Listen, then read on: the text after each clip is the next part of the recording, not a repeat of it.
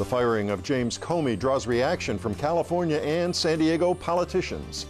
The AFL-CIO takes over the San Diego and Imperial Counties Labor Council and fires its longtime leader. And the DA seized the assets of a Kearney Mesa medical pot dispensary and the owner's life savings and held them for over a year, though no charges were filed. I'm Mark Sauer. The KPBS Roundtable starts now.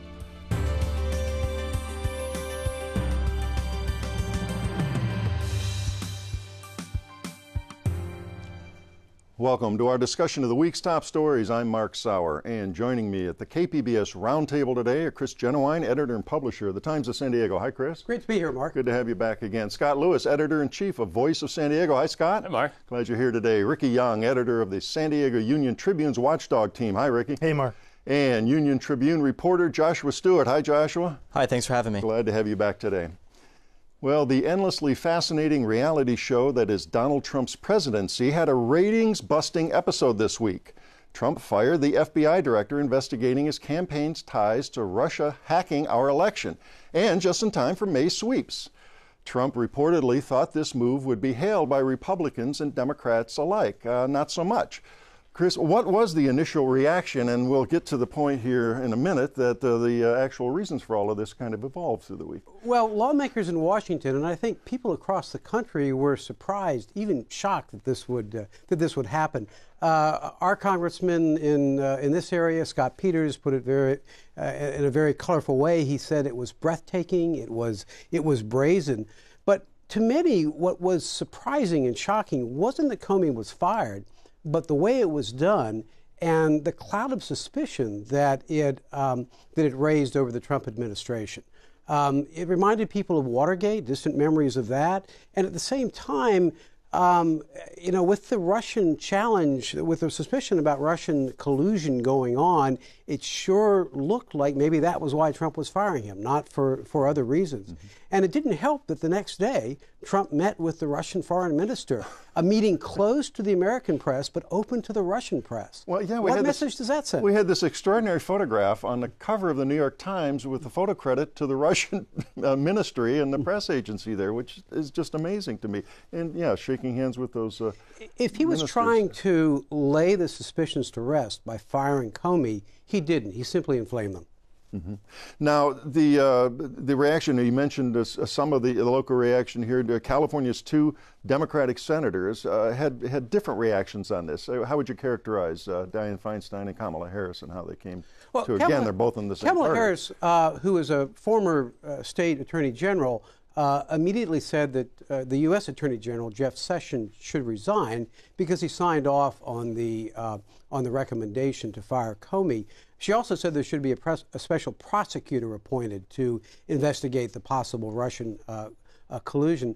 Dianne Feinstein was much more nuanced. Mm-hmm. She said in her statement that Trump had telephoned her to explain the firing, and she talked about what qualities the Senate might look mm-hmm. for in a new FBI director. Before we get to that, we do have a bite from Feinstein. I think her tune changed a little bit. This is her at a Senate Intelligence Committee hearing on Thursday. As I reflect on the decision to dismiss Director Comey, I become incredulous thinking about the ongoing FBI investigation into Russia's interference with our presidential election and possible connections to associates of the Trump campaign and administration. Okay, a little stronger there. But again, she's probably not running she may not even run for her seat again, or have any ambitions for higher office. Not so with Harris, right? No, Harris certainly has higher ambitions. She's even been mentioned as a possible presidential candidate. But what I think is really interesting about what we just heard Senator Feinstein say is she wasn't talking about the merits of James Comey. She was talking about the way this came out and the way that it raised suspicions about Russian involvement. And it really underscored the chaotic nature of the Trump administration. And remember also that many Democrats look at James Comey and say he was the reason that Hillary Clinton lost in November. coming out with the renewal of the email investigation at the last minute. Right, and that's why I said at the outset that, and some of Trump and some of the Republicans are saying, hey, you guys have been complaining about this all the time. We had this whole verdict from the Justice Department official who's saying, he bungled the emails with Clinton. Why are you upset we're firing him? Well, they had that ludicrous and in-writing suggestion that the reason they fired him was because of how poorly Comey had treated Hillary Clinton, which was just trolling the whole country on its face. I think that what's really interesting too now is the fallout, and what has become clear is that there's no such thing anymore as a White House in the sense of a White House position on things. The White House's position on this. We used to rely on that in the past as kind of this is the president's position, but now the president has completely undermined all his surrogates at the White House themselves as they laid out this rationale for what happened, and it said, look, no, I just wanted to fire him, and brazenly admitted that in large part because of the Russian investigation. And so we have no such thing anymore as a White House that is a credible source of information that reflects what the presidency is trying to do. And I think that's fine for now in a way, but when that comes to crises and other things, it's a harbinger of some very stressful future. Well, and the president even tweeted today that, hey, let's just cancel the press briefings here and we'll send out some statements. It's so weird what's happening. And again, like, if we can't trust one side of that White House to say one thing that reflects the truth of the federal government, we're in trouble, I think, when it comes to a war or an attack or a crisis. Right. You know, the irony of all this is there were voices that said maybe it's time for James Comey to move on, but all that's been drowned out in the chaos and the mishandling of what happened. The Wall Street Journal, which certainly doesn't mince words, in an editorial said Comey's time had come and cited, in fact, some of what he did during the campaign, but basically took the Trump team to task for not messaging it properly. Now, you mentioned Scott Peters. He was quite adamant, firing law enforcement officers, maybe investigating you or your associates, and then appointing the replacements, something that happened in dictatorships, not the United States of America. But Darrell Issa, the Republican, who was in very tight election this time, and many people see him as one of the most vulnerable seats coming up next year in Congress, he was saying, Comey's bothered me for a long time. It was time to get rid of him. Well, it really brought into sharp relief that the FBI director works for the president. And we can have all these norms in the world about how much distance they place between themselves, how much freedom these law enforcement professionals have. But the fact is that by our system of government, he reports to the president can fire him. And if we want to solidify those norms, we can't just trust a president to do that. We saw similar things when Bob Filner took over the city of San Diego, and he realized that he was in charge of the inspectors for buildings, and he told them not to inspect buildings until he got what he wanted out of them. I mean, when people break norms, it's up to us as a community to decide whether we want to establish those norms as laws or deal with the consequences that come from that sort of action. Yeah, Comey himself, in his letter after his firing, said that he believed the president could fire the FBI director for any reason or for no reason, which is true. And it's really up to Congress and it's up to us, as Scott says, to make sure that there's some norms that are followed. Well, checks and balances isn't a top priority on the president's list, obviously. He's attacked the press, he's attacked the Justice Department, the FBI, Democrats. I mean, the list is very long here. But what about the folks like Issa and even Duncan Hunter and other Republican congressmen here locally, other Republicans in California? The biggest problem they face, and a lot of Republicans face, is the chaos. People don't like chaos. They don't want to have to. We've lost the freedom to not think about the president all the time, and that's going to face. I think that's going to cause consequences at the polls. Like, you want to trust that things are okay, and there's not going to be constant drama.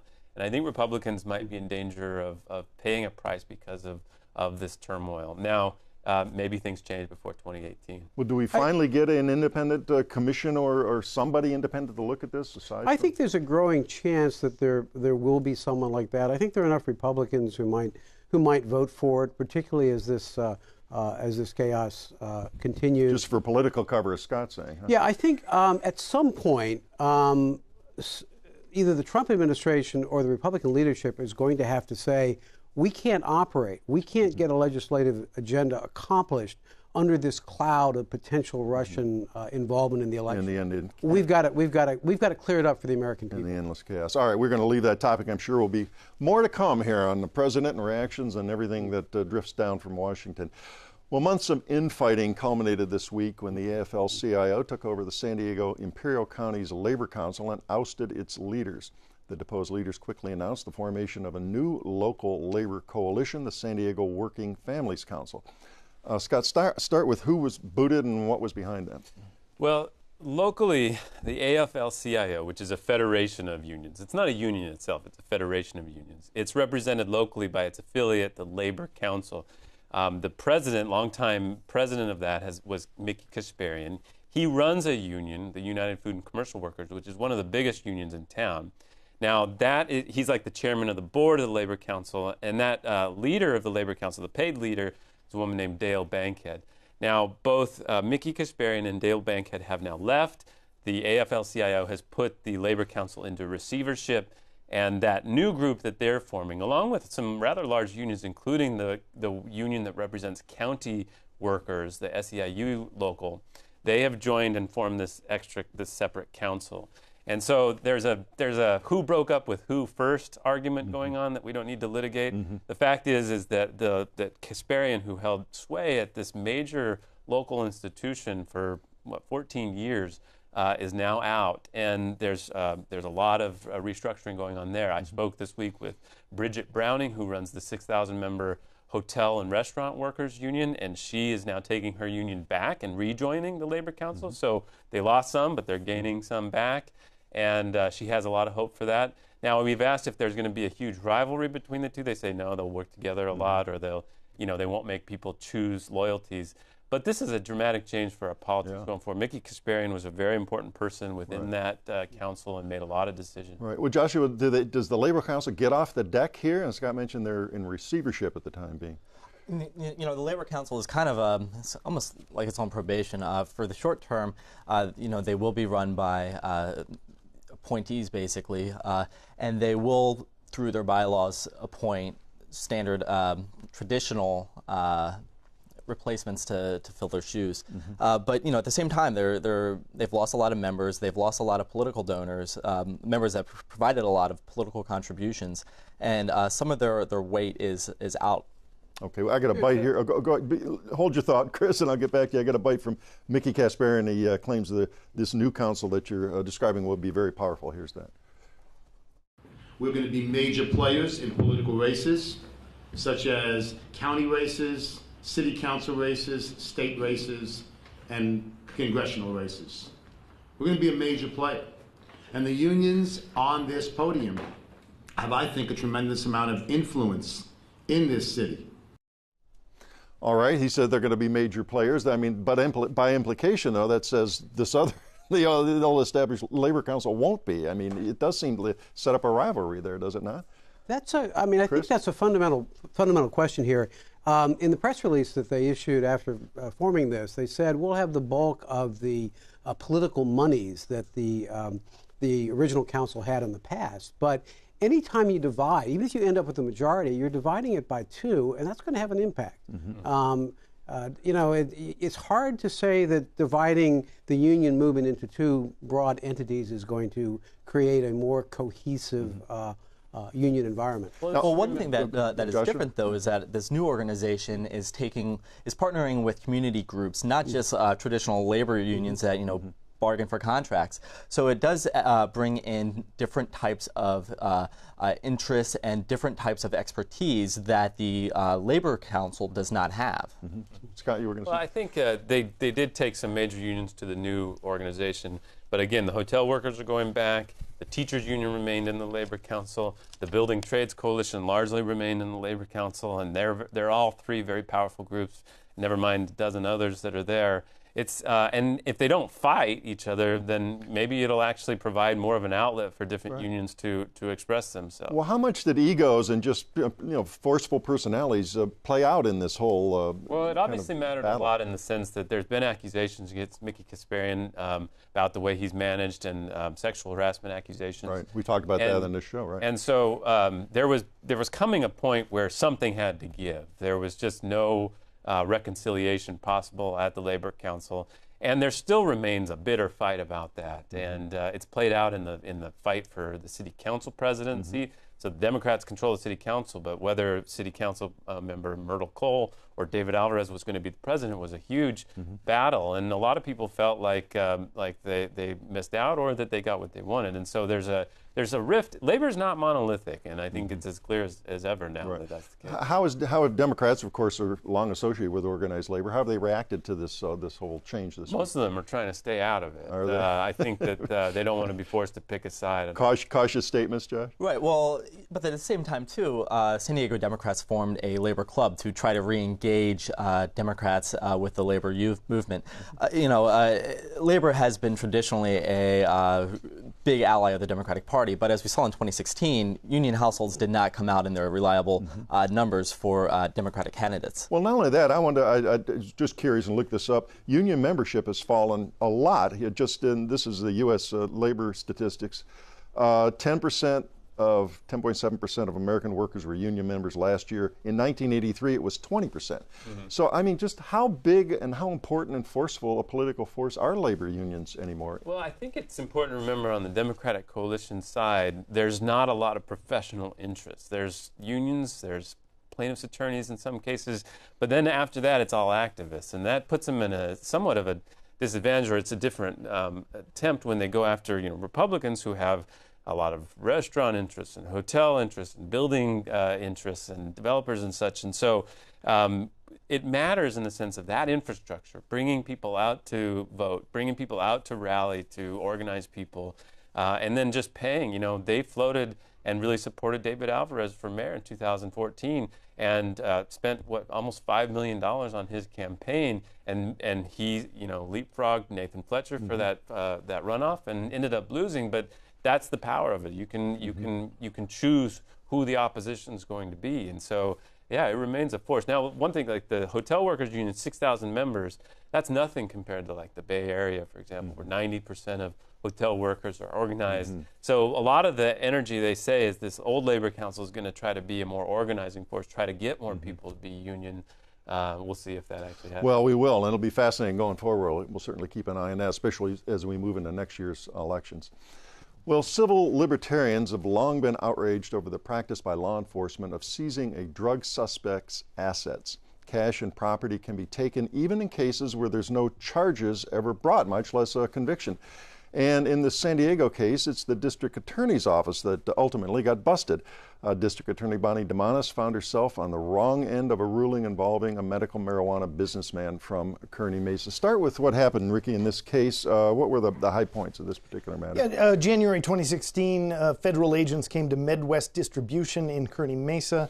This is a business that distributed oils, vaping cartridges, some things like that made of marijuana, and they had rows of agents filing in, the sledgehammers breaking down the door.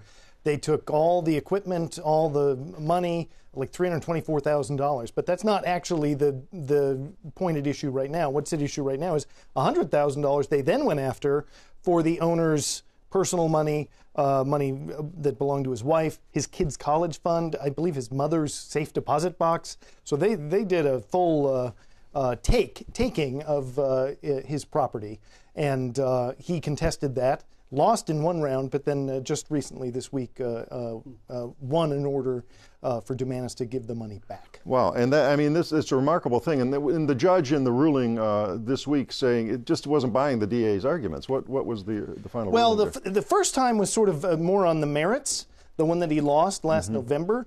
He tried to prove that everything was on the up and up and he should just get his money back, and did not succeed in that, in part because the case, charges were never filed and nothing had been adjudicated, I guess.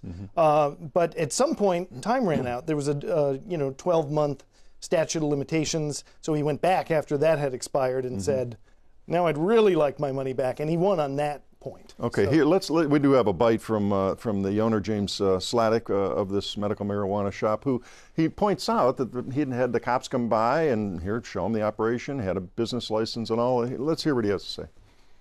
Well, I didn't know anything about it until it happened to me, and it's an amazing dark secret of the American justice system that money is considered basically guilty until proven innocent. So the idea here is these personal funds and the bank accounts were ill-gotten gains, and we can take all your money because it all derives from the same. Yeah, and there's these cases that rage on. That's like the people versus a pile of money. Like, he's not the defendant, the money is, and there's this case over that. And you know, I think there's this place, the Institute for Justice, I think it's called, that litigates these all over the country. They are representing him for free, and I think they saw his case as particularly emblematic of what could be seen as abuses by the government. And they went for the personal money first. The business money, that is still pending. $324,000 seized from his business. So another pile of money that's still at stake here. That's still being held. And by the again, government. no charges have been filed against in all this time, Chris. Yeah. This is about marijuana, but isn't this common in a lot of other areas? A vehicle and, you know, firearms. If you've got a pile of cash in your motorcycle, in your yacht, in your plane, anything of it's value, all suspect, and all they need, it's a much lower standard. It's not clear and convincing evidence, or you know, it's just a probable cause. If they have probable cause that they think that this money has to do with criminal activity, they can take it. Now there have been some... And then the burden of proof is on you to get it back. There have been some restrictions, at least in California recently, have there not, on restricting this power that law enforcement has? There's a threshold of, if you have, it used to be if you had over $25,000, that they could take it and, you know, not have to give it back, except under, you know, except if you win. Now that threshold is going up to $40,000. The idea is they're going after really big fish in this, not casual users or people in simple possession. There's a bipartisan effort to fix this. State Senator Joel Anderson, a Republican's been active trying to do this. But, you know, we saw the President of the United States a few months ago harangue somebody for their efforts to rein this in Texas when a sheriff complained about this as a major source of revenue that they've come to rely on. These programs bring millions of dollars to local law enforcement for use in any number of ways, including, you know, fixing their budgets. So they have a lot at stake here. But as Scott points out, there's civil libertarians on both sides of the political spectrum who do not like this. Well, who gets the money here? Is it the cops that get the money, the DA, or do they just divvy it all up? Divvy it up. I mean, this case, you know, it was feds breaking down the door, but it was a San Diego police detective who signed out the warrant, and as we saw, it's Dumanis who ended up with the money. They're all in these task forces that work together to go after, you know, some people would say crime, and other people would say the money they can get by busting the. And Slottick, the proprietor here of this pot shop, says this is a classic example of policing for profit. Yeah, he believes they went after him because they knew he had piles of money. He, as you mentioned earlier, Mark, he'd had many city officials through his place. He'd signed off all kinds of documentation, paid all kinds of taxes. He was, you know, a very high-profile business across the street from a Mercedes-Benz dealership. He was not hiding anything. And then one day they just came and took it all. And 35 people out of work. And what's curious, again, since no charges have been filed, where obviously you'd have details on what the prosecutor and the police think they have against this particular suspect. Right. So what is the probable cause there, where he's saying, I've got nothing to hide, I'm out in the open here? Well, this comes down to a dispute over whether he was refining or extracting marijuana. I forget which one's okay and which one's not. But first they had some proof they offered about that. And also I think there was some proof about him moving money around in a way that appeared to be laundering, in the opinion of the police detective who swore out the warrant. The hard part about that, of course, is that in this quasi-legal environment for marijuana, there's no safe place to put your money. You're not allowed to use federal banking institutions. And so it's all a cash business. Yeah, and so it gets awkward. They would love to have a bank, I think, to put it in. Right, credit cards and all of that. Well, it also brings up the point, since all this happened, of course, California voters have legalized pot for recreational use. This happens to involve a medical marijuana shop. But does that change the whole equation here? And of course, the feds, and I'll get to this in a second, but the feds still have laws restricting marijuana, even though states like California have loosened all of that and decriminalized by law, it. technically in California, you're allowed to have marijuana. You're allowed to grow 3 plants. You're not allowed necessarily to buy it yet. It's a little awkward. They're going through the process of setting those rules down. The problem is the federal government still considers it the highest possible narcotic that's illegal. And so, there's no place to put the money. There's no easy way to get around that. And if a U.S. attorney decides to crack down on it, I doubt that this AG and this president will rein them in. Right. In fact, the Sessions today said he's going to crank up the drug war again, right, Joshua? Yeah, I mean, basically he said that go for the biggest charge possible, and you'll need a special exception to go for anything less serious. All right, short time left here. Bonnie DeMonis, she was going to appeal this ruling and still try to go keep these assets, but that's changed now, right? That's right. She initially said the case is still under investigation and they might appeal the ruling. They've now decided not to appeal the ruling, although again they reiterated the case is still under investigation. Okay. Well, we'll see what happens ultimately on this case. Fascinating story. Well, that does wrap up another week of stories at the KPBS Roundtable. I'd like to thank my guests, Chris Genuine of the Times of San Diego, Scott Lewis of Voice of San Diego, Ricky Young of the San Diego Union Tribune, and Union Tribune reporter Joshua Stewart. A reminder, all the stories we discussed today are available on our website, kpbs.org. I'm Mark Sauer. Thanks for joining us today on the Roundtable.